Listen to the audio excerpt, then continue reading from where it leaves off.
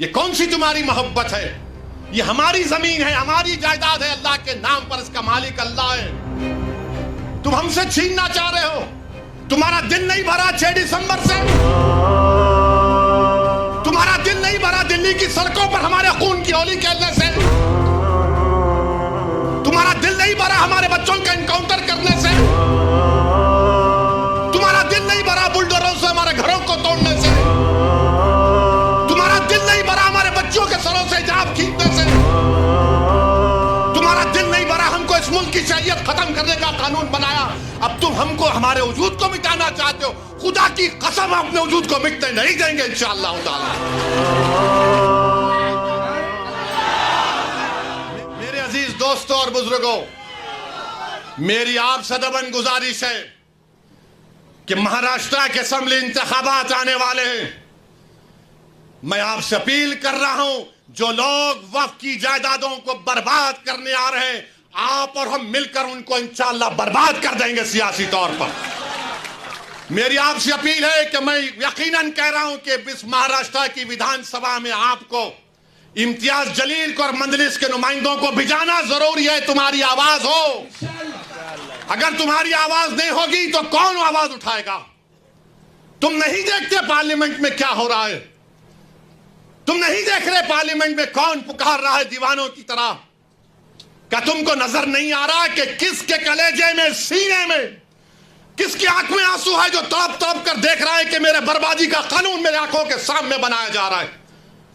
کون ہوگا تمہاری آواز کو؟ چھوڑو ان چیزوں کو، کبھی اپنوں کو بھی تو اپناؤ، کبھی اپنوں کو تو سمجھو۔ جو تمہارے لیے دنوں رات محنت کر رہے ہیں ان کی آواز بنا کر بھجاؤ۔ یقیناً ہرانا ہے انشاءاللہ تعالی، ان لوگوں کو ہرائیں گے انشاءاللہ تعالی، مگر ہرانے کا مطلب یہی نہیں ہے کہ تم اپنی آواز کا گلا گھونٹ دو۔ تم اپنی آواز کا گلا گھونٹ کر کیسے دوسروں کے سر پر تاج رکھ سکتے ہو؟ مجھے بتاؤ، یہ تو نہیں ہو سکتا میرے بھائی۔ تو میری آپ سے گزارش ہے کہ اس بات پر بھی آپ غور کریے، ہم لڑ رہے ہیں اور لڑتے رہیں گے انشاءاللہ تعالی۔ اور اگر مودی یہ قانون بناتے ہیں تو جیسا کہ پرسنل لا بورڈ نے فیصلہ لیا کہ اگر احتجاج ہوگا مودی جی تو آپ ہمارے وجود کو مٹانا چاہ رہے ہیں، بہتر یہ ہے کہ میں روڈ پر آ کر اپنے آپ کو ختم کر لوں، مگر اپنے گھر میں بیٹھ کر اپنی جائیدادوں کو چھیننا نہیں دیکھ سکتا جو اللہ اس کا مالک ہے۔ میں گھر میں بیٹھ کر نہیں دے سکتا کہ جس کا مالک اللہ ہے اس کو جائیداد کو چھین لیا جائے۔ یہ حکومت کی ذمہ داری ہوگی۔ آپ کو اگر قانون بنانا ہے تو روزگار دو، قانون بنانا ہے تو مہیلاؤں کو بچاؤ۔ ارے کیسا ہمارا ملک ہو چکا ہے کہ اجین میں بیچ سڑک پر، فٹ پاتھ پر ایک ظالم شیطان ایک خاتون کی عصمت ریزی کر رہا۔ یہ کیسا ہمارا دیش ہو گیا ہے؟ یہ گاندھی کا ملک، یہ آزاد کا ملک، امبیڈکر کا ملک، کہ وہ اس کا ویڈیو نکال رہا ہے عصمت ریزی کا۔ یہ کیسا ہمارا وطن ہو گیا ہے جب ہم نے انگریزوں سے کھندے سے کھندا ملا کر جلیانوالہ باغ میں اپنی جانوں کو دے دیا، ہم نے کالا پانی کی سزائیں ہمارے ہندو بھائیوں کے ساتھ کاٹی۔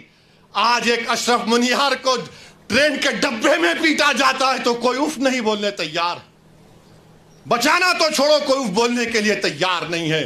یاد رکھو، جب آپ اپنی لڑائی نہیں لڑیں گے کوئی تمہاری لڑائی نہیں لڑے گا، تمہاری لڑائی تم کو لڑنا پڑے گا۔ تم 70 سال سے سوچ سوچ کر دھوکہ کھا چکے ہو کہ کوئی اور ہماری لڑائی لڑے گا۔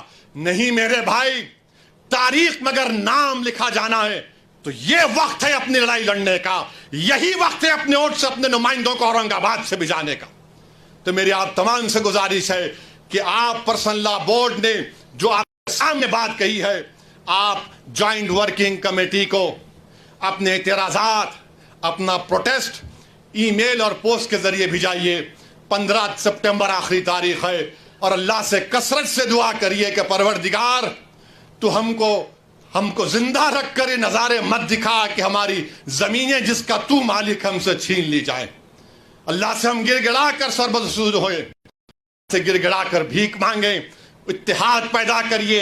یہ قانون نہ دیوبندیوں کے مفاد میں ہے، نہ بریلویوں کے مفاد میں ہے، نہ اہل حدیث کے مفاد میں ہے، نہ بوری سماج کے مفاد میں ہے، نہ اثنا عشری شیعہ کے مفاد میں ہے، نہ آغا خانی شیعوں کے حق میں ہے، کسی کے حق میں نہیں ہے۔ یہ صرف اور صرف موڈی جائیدادوں کو چھیننے کے لیے قانون بنا رہے ہیں. اللہ ان جائیدادوں کی حفاظت کرے. اللہ ہم کو اتنی اتحاد پیدا کرے کہ متحدہ طور پر اس قانون کو روکیں, اور اللہ سبحانہ و تعالیٰ ان ایسے حکومتوں کو, ایسے پارٹیوں کو اللہ سیاسی طور پر انتخابات میں ان کو شکست دے, بدترین شکست دے. وآخر دعوانا الحمدللہ رب العالمین.